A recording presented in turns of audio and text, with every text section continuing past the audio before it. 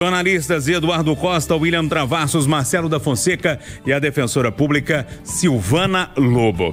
Olha só, pessoal, Alexandre de Moraes, ministro do STF, autoriza o ex-presidente Jair Bolsonaro a ler livros para reduzir a pena que ele foi condenado da trama golpista, né? A regra permite reduzir 4 dias de pena a cada livro lido e avaliado. O máximo, 48 dias por ano. Né? A lista, né, especifica livros que inclui. Separei alguns aqui. Ainda Estou Aqui, Crime e Castigo, Alice no País da Mentira e Aprendendo a Cair. Bolsonaro passou a primeira noite no complexo penitenciário da Papuda, no Distrito Federal, num anexo ali conhecido como Papudinha. A transferência foi autorizada ontem pelo STF, pelo mesmo ministro Alexandre de Moraes.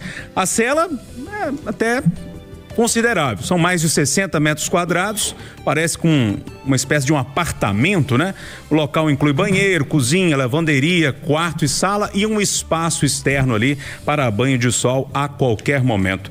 O Eduardo Costa, a gente olha para essa informação, é lógico que com certeza uma decisão colocada ali, pelo menos a gente tem que acreditar nisso, com a lei, mas tem algumas ironias ali, não tem? Bom dia para você. Bom dia a todos. Ô Júnior, vamos esquecer o processo como todo, vamos ficar na execução da pena. Tá. Estava numa cela da Polícia Federal que não é destinada a todos os brasileiros. E ele, de fato, merece por ser um ex-presidente da República. A defesa estava reclamando. O ministro manda para uma cela, como você disse, 65 metros quadrados, incluindo 10 metros para tomar sol. Essa cela da Papudinha está ao lado do complexo da Papuda, que tem 5 outras unidades, todas elas, ou cada uma delas, atendendo, acolhendo mais que o dobro da sua capacidade. Todas hiperlotadas. Os vizinhos de prisão de Bolsonaro, na Papuda, tem, segundo a Folha de São Paulo, a UOL, 6 metros quadrados para 10 presos. 6 metros para 10 presos. O Bolsonaro está com 65. Ele tem direito a café da manhã, almoço, lanche, ceia, jantar. Perto dele tem o posto de saúde com médicos, enfermeiros, dentistas, assistentes sociais, psicólogos, fisioterapeuta, técnicos de enfermagem, psiquiatra e farmacêutico. Eu espero que esse assunto, essa chatice de todo dia, de discutir se o homem está sendo bem ou maltratado, deu tempo para a gente discutir as questões mais importantes do país. Ô Marcelo da Fonseca, como é que você viu essa transferência e também essa decisão agora da questão dos livros, os títulos ali que foram separados para Bolsonaro? Bom dia para você. Bom dia, Júnior. Bom dia, amigos de conversa. Bom dia a todos os ouvintes. Eu acho que ele tem os mesmos deveres e direitos que qualquer um preso. Então, se existe essa previsão legal, né, de que o presidiário pode ler um livro e conseguir abater na pena, é mais do que normal, né, que o ex-presidente também tenha direito. Eu concordo quando você fala, Júnior, que lendo a sentença, né, as 35 páginas da sentença, tem algumas coisas ali que são provocação, né? A gente vê a sensação que eu tive foi essa, tá, Marcelo? O problema é que, igual o Edu falou, vou falar da execução e não do julgamento, só que não dá para separar as duas coisas. E aí, quando a gente vai analisar todas essas decisões do Moraes, a gente tem que analisar o contexto inteiro. E desde o início do julgamento, ele tem se colocado como inimigo do ex-presidente. Ele tem se colocado como um rival do ex-presidente. Então, desde a decisão que ele não levou o julgamento para o plenário do Supremo, como deveria ter sido feito, né? Como aconteceu com Collor, como aconteceu com Lula, quando ele levou para a primeira turma, e aí vale lembrar, é um parênteses que a gente precisa sempre lembrar, a primeira turma formada pelo ex-advogado do Lula e pelo ex-ministro da Justiça do Lula. O Xandão acabou criando algumas situações em que ele se coloca como o adversário do Bolsonaro. E aí isso acaba atrapalhando todo o procedimento, né, da justiça. É uma oportunidade que talvez a justiça brasileira perdeu de fazer um julgamento exemplar, correto e punir quem tentou dar um golpe de Estado. Eu acho que foi uma oportunidade perdida. Agora, eu ainda não entendi se é bom ou ruim para o Bolsonaro. né? Porque eu vejo alguns aliados falando que o lugar tem mais espaço, outros familiares falando que é ruim, porque num sistema, né, carcerário é mais duro de visitar. Agora, 60 metros quadrados, 65 metros quadrados, é maior que muito apartamento aí, viu, Júnior? Eu fico pensando quais brasileiros têm um espaço desse, né? Com varanda, com banheiro, três pias, né? Um banheiro bem grande. Então, no fim das contas, acho que esse presidente vai ter um conforto maior nesse apartamento. Ô, Silvana Lobo, queria te ouvir sobre essa história. Você é operadora de direito aqui da mesa, se tem alguma coisa que você nota aí, que você consegue pinçar pra gente aí. Bom dia. Bom dia, Júnior. Bom dia aqui aos amigos do Conversa. Bom dia a todos que nos ouvem. Muito bem, gente. O que acontece? O Eduardo já pontuou isso, que o processo, embora ainda não tenha trânsito em julgado, que eu já vi que teve alguns outros recursos que foram, inclusive, indeferidos, ele já existe execução provisória da pena, porque ele está preso. E na execução provisória da pena, ele já foi transferido para um estabelecimento penal, como tem que ser. E o que a gente tem que lembrar, né, gente? Execução da pena, acabou a briga, acabou o processo. Qual é a finalidade da pena? A finalidade da pena, precípua, é reintroduzir o cidadão no convívio social de modo que ele não pratique mais crimes. Tem um aspecto preventivo também, que serve para a população ver, olha, o sujeito fez e está preso, e enquanto ele está lá dentro, ele não está aprontando nada aqui fora, e também o aspecto de castigo, porque ninguém vai falar que pena não é castigo. Mas o castigo não é o principal, né? Não é o principal. O principal é isso, é fazer com que o sujeito retorne ao convívio social. É isso que está na lei de execução penal, é isso que está na nossa Constituição. Então, para isso, a nossa execução penal, ela é baseada na laborterapia, tratamento através do trabalho. Trabalho normal, trabalho de dia a dia, e trabalho intelectual. E o estudo é uma forma de trabalho intelectual muito importante.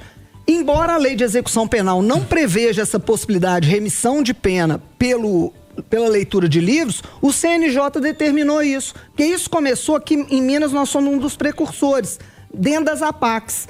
E aí existe uma lista de livros, e claro, aqui são os livros de gozação. Eu já vi aí no Instagram, porque todo preso que lê o livro, ele precisa fazer um resumo, e esse resumo tem que ser aprovado. Mas a lista é muito grande, são muitos livros. A gente tem aí livros de Clarice Lispector, de Fernando Sabino, de Nelson Rodrigues, Orígenes Lessa, Graciliano Ramos, Machado de Assis. Então eles pegaram os títulos aí daqueles livros, né, que seriam indicativos dos fatos acontecidos durante o regime militar, que com toda certeza não devem ser os livros que sejam escolhidos pelo Bolsonaro. Com relação ao lugar que ele está preso, é isso que eu quero falar, gente. A lei de execução penal é a lei mais descumprida do Brasil e ninguém reclama. A cela tem que ter no mínimo 6 metros quadrados para o preso. As celas têm que ser individuais no regime fechado. Cada um tem direito a 6 metros quadrados? Não, cada um tem direito, não. Cada cela tem que ter no mínimo 6 metros quadrados e um único preso lá dentro. Entendi. No Brasil a gente tem 10 presos dentro de uma cela de 6 metros e eu tô achando pouco. 10 tá bonito, tá lindo, que dá para todo mundo dormir deitado, né?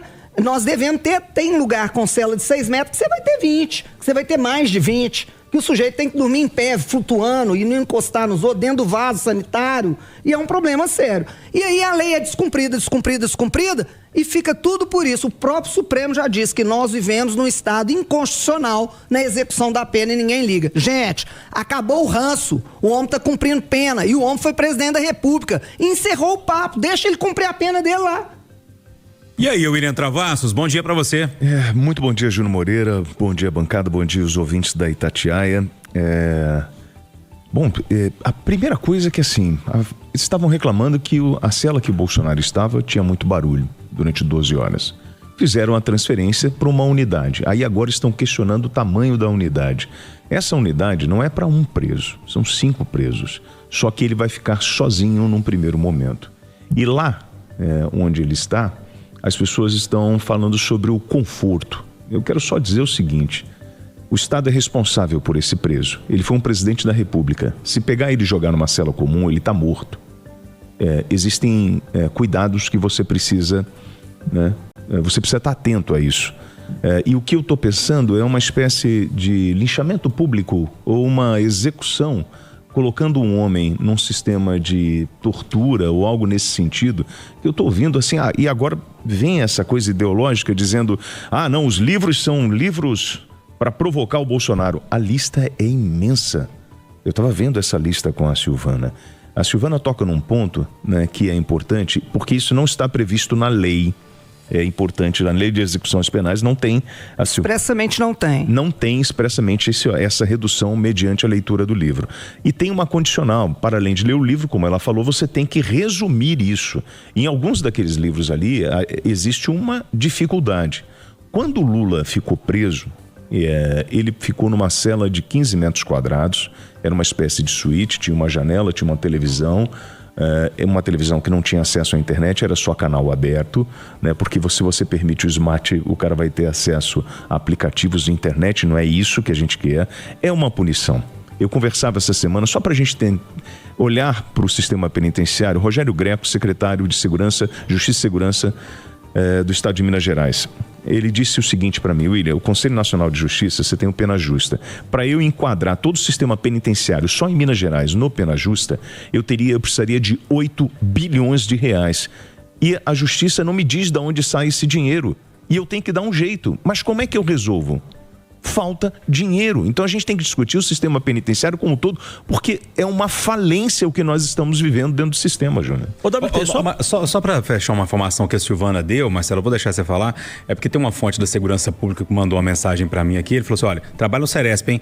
Falou, no Ceresp da Gameleira tem uma cela com 20 presos, vaga para 8, são 9 metros quadrados, e aí, corroborando o que você disse, como você vai recuperar? Assim, como você vai recuperar esses presos, né? Mas desculpa, vamos lá, o que você queria falar? O WT falou, né, dos aliados que estão reclamar dessas condições, que fique de lição essa situação também, porque muitos que agora estão reclamando dessas condições, muitos aliados do Bolsonaro que estão reclamando, eram os mesmos que também tratavam, quando o Lula era ex-presidente, estava preso, falavam que o Lula deveria ter as piores condições possíveis. Esses mesmos familiares do Bolsonaro, que agora estão reivindicando, com razão, né, uma dignidade para um preso, alguns anos atrás, queriam que o Lula fosse jogado numa cela comum na Papuda e faziam, né, gravavam vídeos criticando que o Lula tinha alguma dignidade na superintendência da PF lá em Curitiba. Então que fique de lição, né? Hoje é o seu inimigo que está preso, talvez amanhã vai ser você.